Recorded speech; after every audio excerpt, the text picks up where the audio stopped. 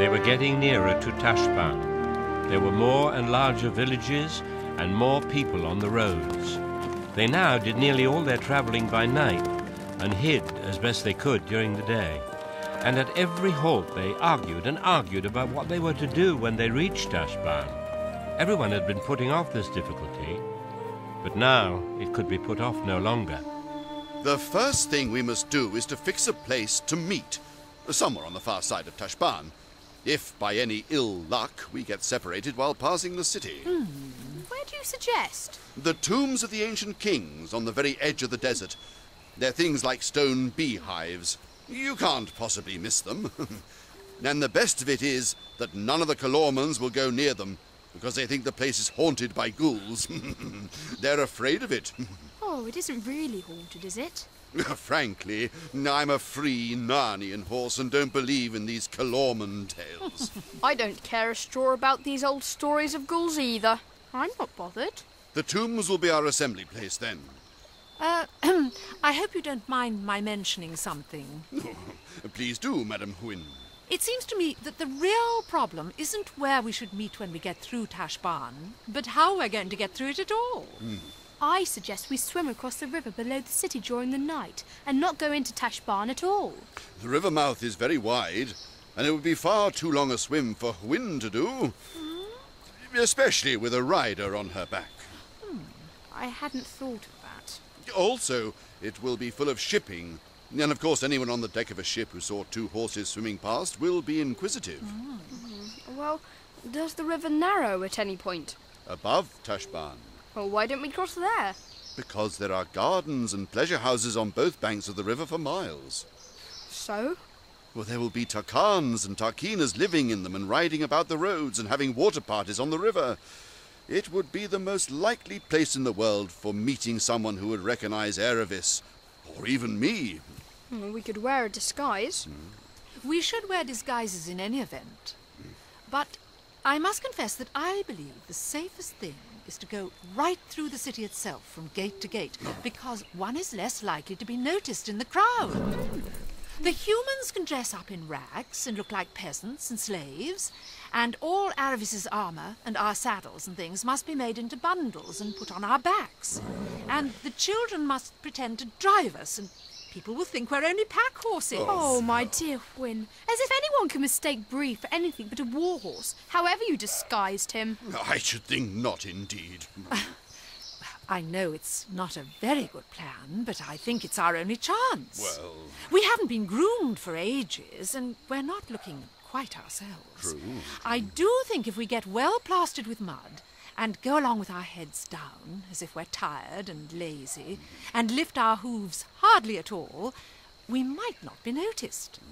And our tails ought to be cut shorter. Not neatly, you know, but all ragged. Oh, my dear madam, have you pictured to yourself how very disagreeable it would be to arrive in Narnia in that condition? Well, the main thing is to get there. I think it's the most sensible plan anyone's come up with so far. It will involve a certain amount of raiding. He means stealing. We'll have to take a few things from some of the nearby farmhouses. Sacks and rope and the like. I'll need some tattered old boys' clothes. Oh, and we can use my scimitar to cut your tails. I don't much like the idea. Oh, but it's the only one we have. Let's get to work then.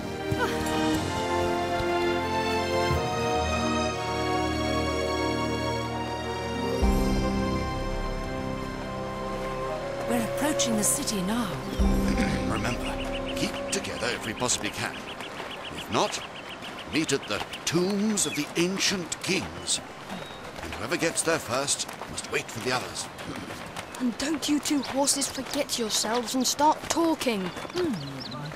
Narnia and the North! What's that? That's the horns blowing for the city gates to be opened. We shall be there in a minute. Now, Aravis, do droop your shoulders a bit and step heavier and try to look less like a princess. Try to imagine you've been kicked and cuffed and called names all your life. Oh, if it comes to that, What about you drooping your head a bit more and arching your neck a bit less and trying to look less like a warhorse? Hush! Here we are. What's wrong, Aravis? You have an odd look on your face. Oh, it's all very well for you. What could you care about Tashbaan? I ought to be riding in on a litter with soldiers before me and slaves behind. And perhaps going to a feast in the Tisroc's palace. May he live forever. Not sneaking in like this. It's different for you. That's very silly. Oh, those soldiers would all jump to attention and salute me if they knew whose daughter I am. Be quiet or he'll give us away. Hey, you! Horse boy! Yes, sir? What does he want? You'll catch it if your master finds you've been using his saddle horse for pack work. It's my master's orders. So there. Take! Ah! You young filth! They teach you how to talk to a soldier and a free man. Yes, sir. Be on your way. Are you all right, Shasta? Yes. I'm used to being hit a lot harder than that. What is this place? In 1 minute we're in a marketplace, and the next we're here. We're very near the palaces of the Tisroc. May he live forever. And his many dignitaries. It's too crowded. I can barely move. Be patient. We're in danger of losing hold of Bree. Way for the white Arcadian king, the guest of the Tisroc, may he live forever! Make way for the Narnian lord! Narnian? Did he say Narnian? You're in the way. I can't. Bree, back up. Now then, watch who you're shoving! I'm really sorry. Make way, boys! I'm trying. Shasta! I've lost hold of Bree. Just get out of the way and stand still! And so Shasta found himself unintentionally in the first row of the crowd and had a fine sight of the party that was coming down the street.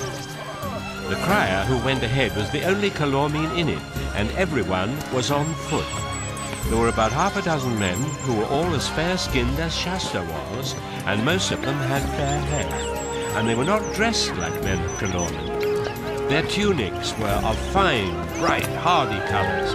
Instead of turbans, they wore steel or silver caps. A few were bareheaded. The swords at their sides were long and straight, not curved like Calormene scimitars. And instead of being grave and mysterious like most Calormenes, they walked with a swing and let their arms and shoulders go free, and chatted, laughed. You could see that they were ready to be friends with anyone who was friendly and didn't give a fig for anyone who wasn't. Shasta thought he'd never seen anything so lovely in his life. But there was no time to enjoy it, for at once a really dreadful thing happened. Look! There he is! There's our runaway! Me? Shame on you, my lord!